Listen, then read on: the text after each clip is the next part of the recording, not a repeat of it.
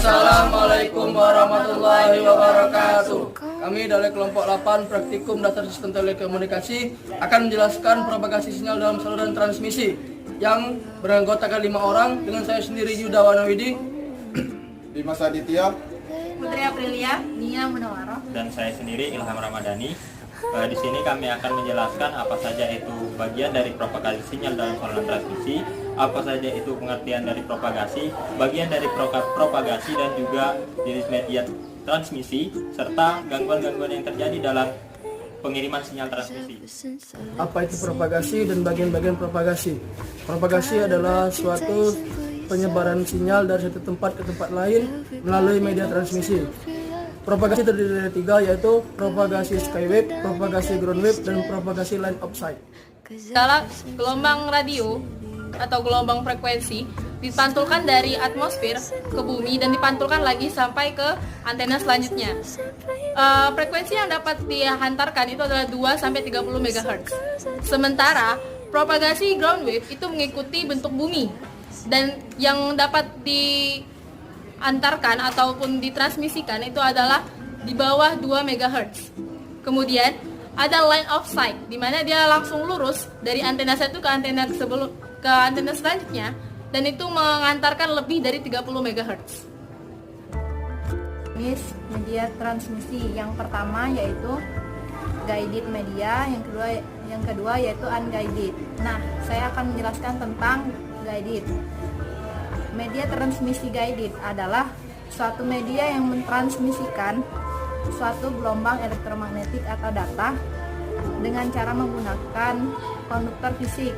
Nah, ada 3 jenis dari media guided transmission ini. Yang pertama yaitu twisted pair kabel, yang kedua yaitu koaksial kabel, yang ketiga yaitu fiber optik. Selain dari guided media, ada yang namanya unguided media atau media tidak terpandu. Di sini media tidak terpandu adalah media yang menggunakan gelombang elektromagnetik untuk melakukan pentransmisian sinyal. Nah, yang pertama bagian dari unguided media yaitu adalah frekuensi radio, yang kedua adalah gelombang mikro, yang ketiga adalah satelit, yang keempat adalah inframerah. Di sini gelombang mikro sendiri adalah bentuk radio yang menggunakan frekuensi tinggi dalam satuan gigahertz yang meliputi kawasan UHF, SHF, dan juga EHF. Lalu juga ada terdapat satelit. Satelit adalah media transmisi yang fungsi utamanya menerima sinyal dari stasiun bumi, dan setelah sinyal itu diterima akan dipantulkan kembali ke bumi dalam bentuk suara ataupun gambar, baik itu dalam bentuk untuk ke televisi ataupun ke radio ataupun benda-benda yang memerlukan sinyal elektromagnetik lainnya. Selanjutnya adalah gelombang inframerah. Inframerah sendiri biasanya digunakan untuk komunikasi jarak dekat dengan kecepatan 4 MB per second. Dalam penggunaan untuk pengendalian jarak jauh, misalnya remote control pada televisi serta alat elektronik lainnya. Keunggulan dari inframerah adalah kebal terhadap interferensi radio. Dan nanti interferensi itu nanti akan dijelaskan dalam gangguan sinyal transmisi. Yang terakhir adalah gelombang frekuensi radio. Frekuensi radio adalah media transmisi yang dapat digunakan untuk mengirimkan suara ataupun data. Kelebihan gelombang radio ini sendiri adalah dapat mengirimkan isyarat dengan posisi sembarang dan dimungkinkan dalam keadaan bergerak.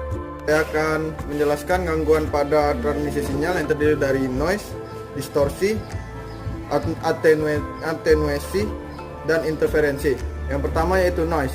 Noise yaitu merupakan gangguan akibat faktor dalam dan luar saat pentransmisian. Yang kedua, distorsi. Distorsi merupakan gangguan sinyal yang disebabkan karena penyimpangan dari sinyal yang diakibatkan oleh frekuensi yang berlebihan. Yang ketiga, atenuasi yaitu pelemahan sinyal diakibatkan oleh jarak. Yang keempat, interferensi. Gangguan akibat adanya tabrakan dengan frekuensi sinyal lain yang berdaya besar.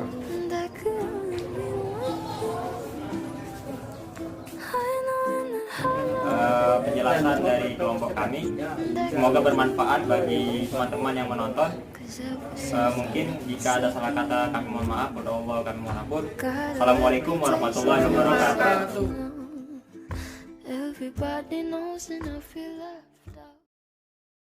Assalamualaikum warahmatullahi wabarakatuh. Kami dari kelompok 8 Praktikum Dasar Sistem Telekomunikasi yang beranggotakan 4 orang dan saya sendiri.